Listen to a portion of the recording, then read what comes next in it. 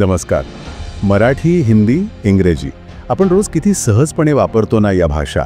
पण कधी विचार केलाय की ह्यांचा जन्म कसा झाला असेल, कधी झाला असेल? हा फक्त शब्दांचा प्रवास नाही आहे, तर आपल्या ओळखीचा, आपल्या संवादाचा आणि आपल्या संस्कृतीचा पण प्रवास आहे. अगदी बरोबर. आज आपण आपल्या या चर्चेत याच तिन्ही भाषांचा इतिहास आणि आज त्यांचं काय महत्त्व आहे हे आपल्याकडे जी माहिती आहे त्या स्रोतांच्या आधारे समजून घेऊया. थोडक्यात पण महत्त्वाचे मुद्दे बघूया.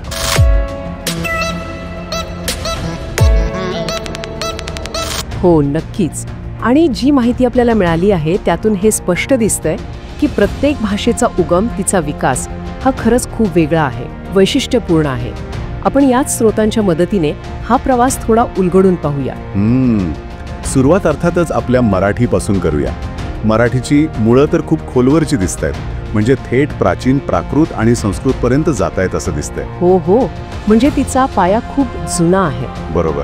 आई बघा, आपल्याला जी माहिती मिळाली आहे ती सांगते की मराठीचे पहिले लिखित पुरावे म्हणजे दगडांवर कोरलेले लेख ते 8व्या शतकातले आहेत. 8व्या शतकातले? हो. उदाहरणार्थ ते श्री विजयचे शिलालेख वगैरे ते मराठीच्या सुरुवातीच्या वापराचे महत्त्वाचे पुरावे मानले जातात. आणि मग त्यानंतर म्हणजे साधारण 13व्या शतकात मुकुंदराज, ज्ञानेश्वर यांसारख्या संतांनी तर मराठीला एका वेगळ्याच उंचीवर नेलं. अगदी. विशेषतः ज्ञानेश्वरी, विवेक सिंधू या ग्रंथांमधून जे तत्वज्ञान त्यांनी सामान्य माणसांपर्यंत आणलं तेही मराठीतून, हे खरंच खूप मोठं काम होतं. निश्चितच.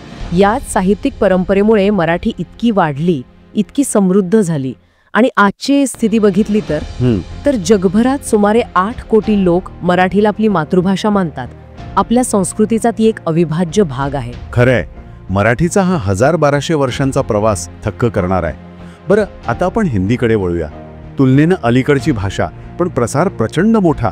हिचा उगम कसा झाला? हो, स्रोत असं सांगतात की हिंदी मुख्यत्वे खडी बोलीमधून विकसित झाली, जी दिल्ली आणि आसपासच्या प्रदेशात बोलली जायची. अच्छा. अर्थात तिची मुळं सुद्धा प्राकृत आणि अपभ्रंश भाषांमध्येच आहेत. पण एक मोठा बदल झाला तो साधारण 18व्या शतकात. काय बदल? तेव्हा काय झालं, फारसी आणि उर्दू शब्दांचा वापर कमी करून संस्कृत शब्दांचा वापर वाढवला गेला. तिला अधिक काय म्हणतात त्याला प्रमाणित किंवा शुद्ध रूप देण्याचा प्रयत्न झाला. आणि हा प्रयत्न त्यावेळच्या सामाजिक राजकीय परिस्थितीशी पण जोडलेला होता बरं का. त्याचा परिणाम आज दिसतोय. भारतात सर्वाधिक लोकांकडून बोलली जाणारी भाषा म्हणून हिंदी ओळखली जाते, जवळपास 50 कोटींहून अधिक लोक. हो. पण इथे एक गोष्ट लक्षात घेण्यासारखी आहे, जी स्रोतांमध्ये पण स्पष्ट केली आहे. कोणती? की हिंदी ही भारताची राजभाषा आहे, म्हणजे ऑफिशियल लँग्वेज, कामकाजाची भाषा. हो.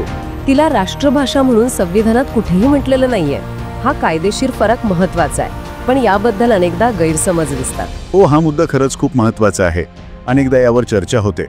बरं, हे झालं हिंदीबद्दल. आता वळूया इंग्रजीकडे. जिथे मराठी आणि हिंदीची मुळं भारतात आहेत, तिथे इंग्रजीचा प्रवेश मात्र वेगळ्या वाटेने झाला. अगदी. भाषा म्हणून ती किती जुनी आहे. इंग्रजी मूळची पश्चिम जर्मनिक भाषा कुटुंबातली, म्हणजे आजचं जर्मनी, नेदरलँड्स वगैरे भाग. 5व्या शतकात इंग्लंडमध्ये अँग्लो सॅक्सन लोक आले, त्यांनी ती तिकडे आणली. 5व्या शतकात? म्हणजे मराठीच्या पुराव्यांपेक्षाही जुनी म्हणायची. हो, भाषेचा इतिहास बघितला तर तेव्हापासून तिचा प्रवास सुरू झाला. ओल्ड इंग्लिश, मग मिडल इंग्लिश आणि आताची मॉडर्न इंग्लिश. गंमत म्हणजे ते जुन्या ओल्ड इंग्लिश मधले शब्द आज आपल्याला ओळखता पण येणार नाहीयेत, इतकी ती बदलली आहे. खरंय. आणि भारतात तिचा प्रवेश झाला तो ब्रिटिश साम्राज्याबरोबर, हे तर आपल्याला माहिती आहेच. पण आज तिचं स्थान फक्त एका परकीय भाषेपुरतं नाहीये. अजिबात नाही. आपल्याला जी माहिती मिळाली आहे त्यानुसार आज भारतात शिक्षण, विशेषतः उच्च शिक्षण, तंत्रज्ञान, बिझनेस आणि आंतरराष्ट्रीय स्तरावरचा संवाद यासाठी इंग्रजी खूप महत्त्वाची भाषा बनली आहे. हो. जगभरात तर सुमारे 200 कोटी लोक इंग्रजी समजतात किंवा बोलतात. ती आता अनेकांसाठी एक व्यावहारिक गरज झाली आहे. तर या तिन्ही भाषांच्या इतिहासाकडे असं पाहिल्यावर एक गोष्ट स्पष्ट होतीये. इंग्रजीचा ज्ञात प्रवास 1500 वर्षांहून अधिक, मराठीचे पुरावे साधारण 1200 वर्षांपासूनचे आणि हिंदीचं जे आजचं प्रचलित रूप आहे ते साधारण 200 वर्षांपूर्वी अधिक स्थिर झालं म्हणायला हरकत नाही. अगदी. आणि यातून स्रोतांमधला एक महत्त्वाचा विचार पुढे येतो. कोणता? की कोणती भाषा किती जुनी आहे यावरून तिचं श्रेष्ठत्व ठरत नाही. प्रत्येक भाषेचं महत्त्व वेगळं आहे. बरोबर. प्रत्येक भाषा ही भावना व्यक्त करण्याची, ज्ञान पोचवण्याची आणि मुख्य म्हणजे माणसं जोडणारी एक स्वतंत्र आणि तितकीच महत्वाची प्रणाली आहे. अगदी बरोबर बोललात.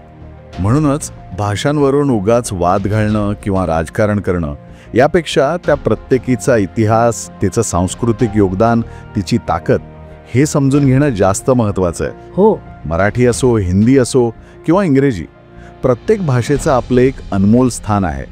भाषा या जोडण्यासाठी आहेत, तोडण्यासाठी नाही. नक्कीच.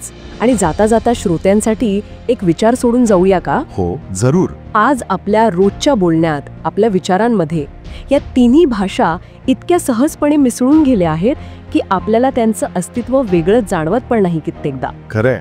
मग या भाषिक मिश्रणाचा आपल्या अभिव्यक्तीवर, आपल्या विचार करण्याच्या पद्धतीवर आणि अगदी आपल्या ओळखीवर नेमका काय परिणाम होत असेल यावर विचार करणं खरंच रंजक ठरू शकेल.